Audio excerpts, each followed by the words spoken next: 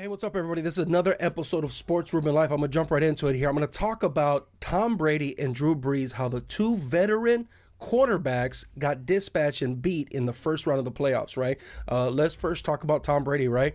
Tom Brady lost to the Tennessee Titans. What's interesting about this game is the New England Patriots played at home. The weather wasn't that good. There was some kind of choppy weather there. However, Tom Brady still took the loss, right? They were 12-4. Tennessee was 9-7, right? They shouldn't, for all intents and purposes, Tennessee should have won this game. Now, the game was close at the end, and it was a critical mistake that Tom Brady made. However, Tom Brady doesn't usually make those kind of mistakes, but I think this has a lot to do with his age, right? The usual kind of stats that Tom Brady has, they usually pass for more yards.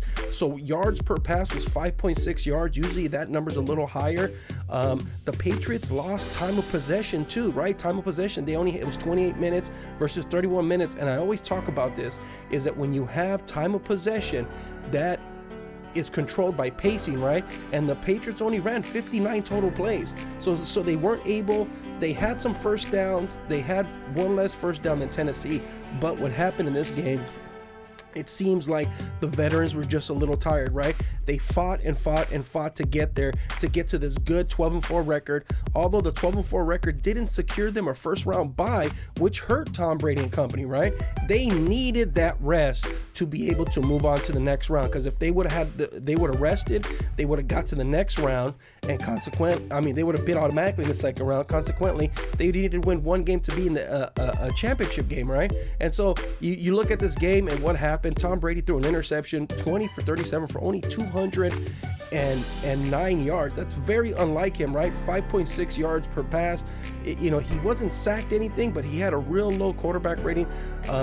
It is just a sign of him getting older. This was a fatigue thing, right?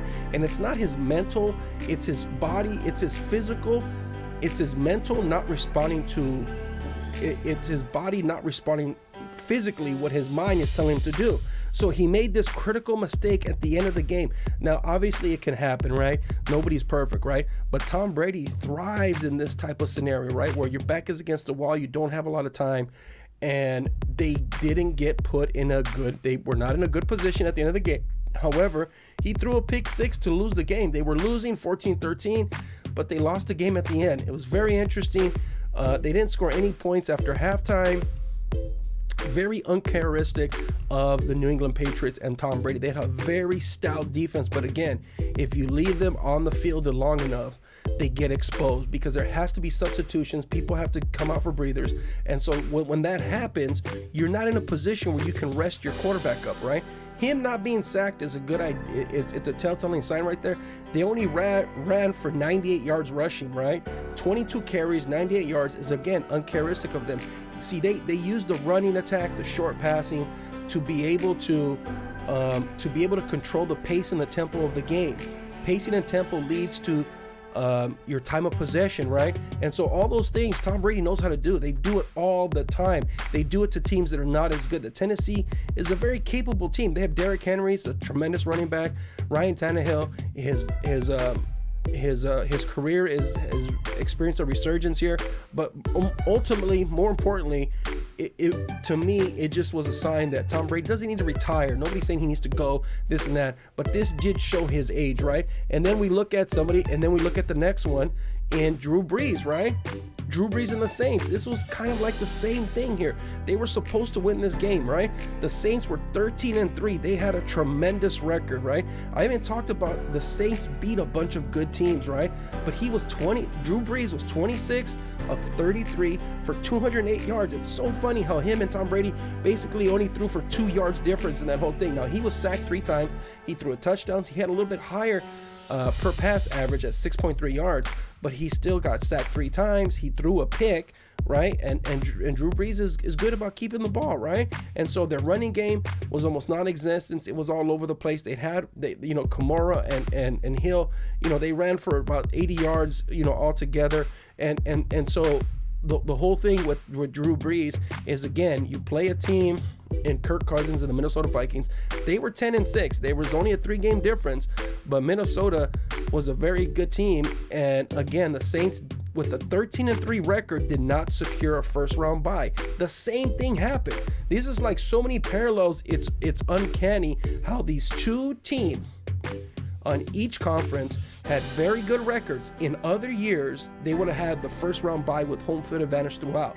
But 12-4 and 13-3 was not good enough because to get first round byes, right? They were all basically 13-3 and, you know, and 12-4 and so forth. And so it just didn't happen, right? So you look at if we go into the weeds of the Saints, they got destroyed on time of possession, 36 minutes to 27 minutes, right? So then let's look at, you know, as a consequence, what happened? How was it that Minnesota was able to basically, you know, beat them at the I mean, it went into overtime, and the Saints had a chance to beat them, right? But Minnesota went ahead and got the victory, and it was tied after regulation. But basically, Minnesota ran 20 more plays in them. That puts the Saints defense at a disadvantage, right? And then they started making mistakes, right? The Saints had 2 turnovers. They lost a fumble, and threw an interception. You can't lose the turnover battle. That's a huge indication as to, you know, if the team's going to win the game or not, right? And so turnovers, I mean, first downs, rushing, passing, all that stuff was kind of equal, right? Total yards was kind of equal. Everything was close. Obviously, the game was tied at the end of regulation. But again, Drew Brees showed his age. His passing stats, it's so ironic how his stats almost mirrored exactly to Tom Brady's. Both of these guys are like the number 1 and number 2 all-time quarterback in terms of yards, passing, touchdowns, so forth and so on, right? Is this going to be Brees' last year? Is this going to be Brady's last year? Of course, that is what the conversation was immediately after these losses, right? The Saints had a Super Bowl caliber team. The Patriots had a Super Bowl caliber defense. The question is, could their offense produce? They didn't have, you know, the Patriots, you know, if we want to theorize and we want to talk about keeping Antonio Brown through the remainder of what happened, would he have put them in a better position?